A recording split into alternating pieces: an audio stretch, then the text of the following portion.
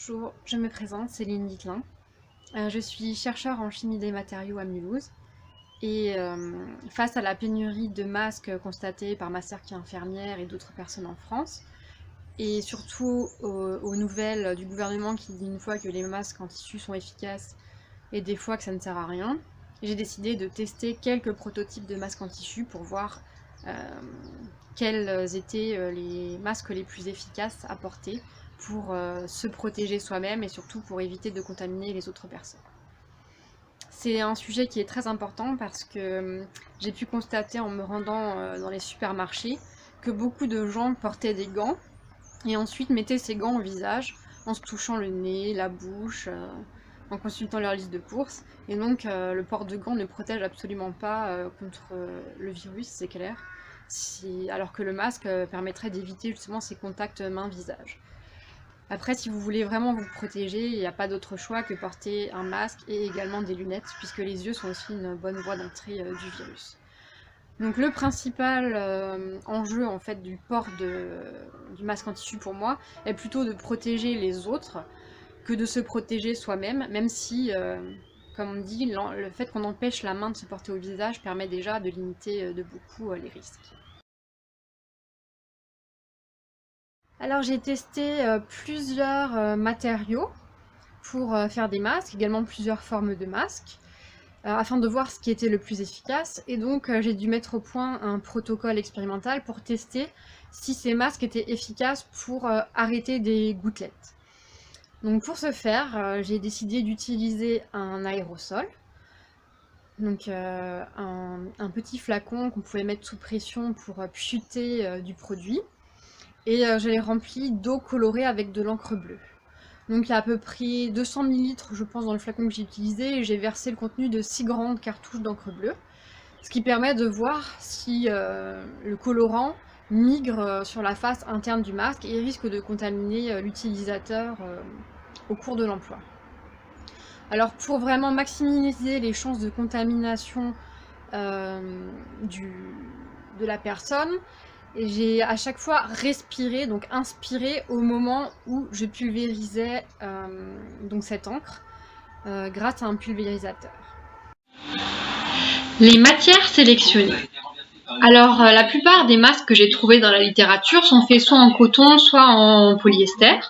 Alors le coton est plus agréable à porter au niveau du visage, le polyester est moins agréable à porter, mais il s'humidifie moins en contact avec la respiration. Donc en plus de ces deux textiles, j'ai utilisé également des microfibres tissées très finement pour voir s'ils s'humidifiaient moins en contact avec la respiration, ainsi que du molleton 100% polyester et assez épais puisque ça fait 1,5 cm pour séparer les deux faces internes et externes du masque. J'ai aussi utilisé une microfibre assez épaisse en polyester et polyamide. En plus de ces deux matériaux, j'ai utilisé des mouchoirs en papier triple épaisseur et également des lingettes électrostatiques pour capter les petites particules qu'il faut prendre sans parfum et sans additifs, c'est vraiment très important. Les formes de masques. J'ai testé 3 formes de masques au cours de cette expérience. Les 2 premiers masques ont été trouvés grâce à des tutoriels sur internet, donc je vous mets les liens en dessous des modèles. Le second modèle est un peu petit, du coup il couvre pas totalement le menton, donc il n'est pas forcément génial. Et le dernier modèle que j'ai appelé le modèle belge, que j'ai téléchargé sur le site Couture et Paillettes, qui est vraiment un site génial, est le meilleur masque puisqu'il est vraiment très englobant. Et donc l'ensemble de ces masques ont été modifiés avec un fil de fer pour étanchéifier au niveau du nez. Le test des masques. Alors pour tester les masques, j'ai mis en fait un mouchoir en dessous du masque avant de le porter et j'ai mis des lunettes pour me protéger avant de pulvériser donc l'encre par 3 pulvérisations assez brèves sur le visage tout en respirant. Et donc j'ai porté ce masque pendant 1 heure en pulvérisant donc cette encre toutes les 15 minutes 3 fois.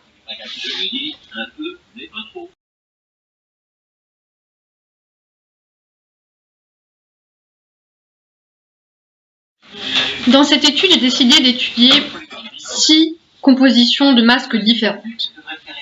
Alors les masques sont constitués d'une face extérieure, donc d'un tissu extérieur, d'un tissu intérieur et d'un filtre entre ces deux épaisseurs pour les séparer, pour accentuer la filtration, et qui lui en général se jette à la fin de l'étude, n'est donc pas lavé, sauf le molleton. Alors le premier masque est composé de polyester et coton à l'intérieur et à l'extérieur, et de molleton en polyester pour séparer les deux faces à l'intérieur.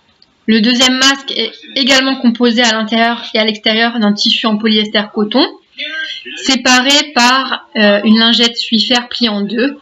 Donc on a deux épaisseurs de lingette électrostatique. Le troisième masque est composé à l'intérieur et à l'extérieur d'un tissu de polyester et de coton. Et à l'intérieur, comme filtre, j'aurais mis deux mouchoirs triple épaisseur. Le quatrième masque est composé à l'intérieur et à l'extérieur d'un tissu 100% coton, avec à l'intérieur du masque une épaisseur de filtre Swiffer, donc il est coupé en deux.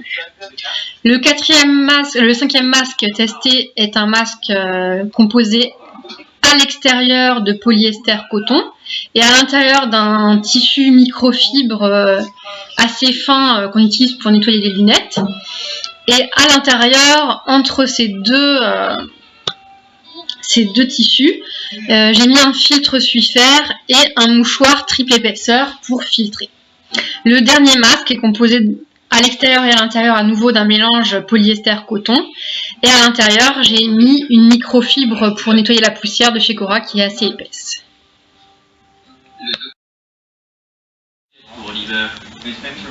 Donc après les tests des différents masques, voici un échantillonnage des résultats.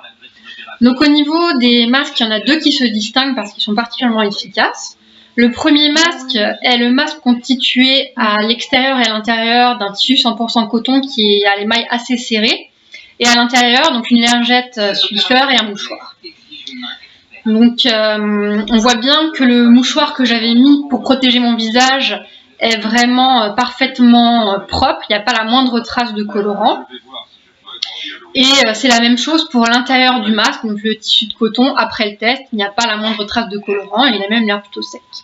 Le deuxième masque qui se distingue est un masque polyester coton intérieur-extérieur, avec un molleton à l'intérieur pour séparer les deux faces. On voit que le mouchoir qui était présent à l'intérieur du masque n'a pas de trace de colorant également, même s'il était plus humide. Le masque qui a donné les résultats les moins bons est un masque qui est composé à l'intérieur et à l'extérieur de polyester et de coton et qui contenait comme filtre deux mouchoirs triple épaisseur. Alors on voit que le mouchoir qui était sur mon visage pour me protéger est un peu plissé, on devine quelques taches bleues et surtout l'intérieur du masque est mouillé et contaminé, on voit bien le bleu qui apparaît.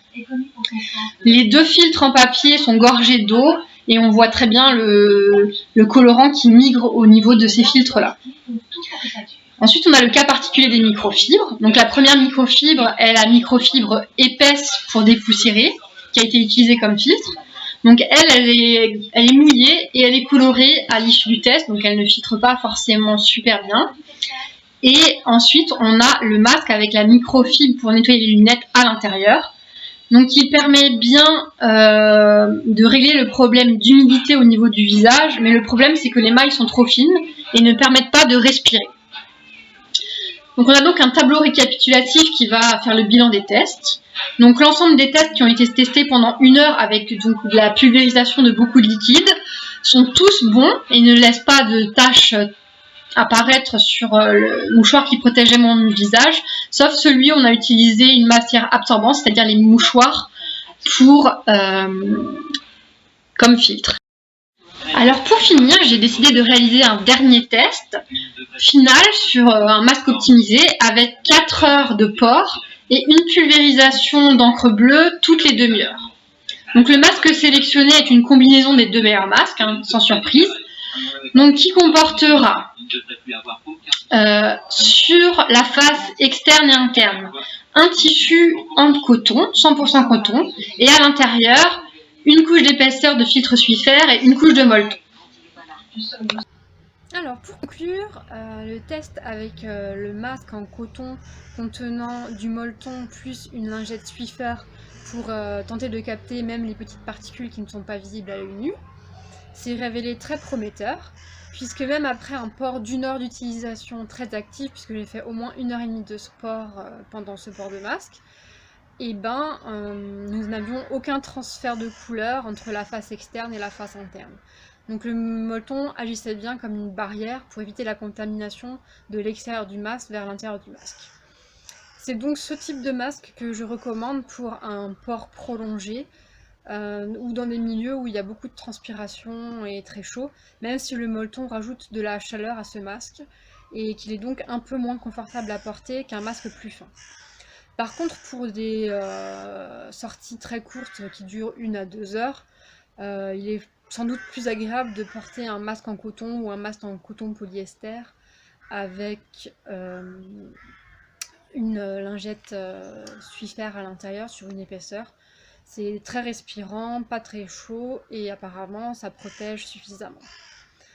Alors si jamais vous souhaitez faire ce genre de test avec les masques que vous avez déjà pu faire et fabriquer, n'oubliez pas de ne pas utiliser de contenant pour vaporiser qui a déjà pu contenir un produit chimique. Ce serait dangereux pour vous. Et si vous n'avez pas le matériel pour pouvoir faire ce genre de test pour vos masques, vous pouvez aussi faire des tests à la maison en le portant pendant une certaine durée et vérifier combien de temps cela met pour pouvoir avoir de l'humidité à l'intérieur et à l'extérieur. En général, une fois que le masque est totalement humide, il vaut mieux arrêter de le porter, sauf si vous avez, comme ici, une bonne couche de molleton pour isoler totalement les deux faces contre les échanges d'humidité.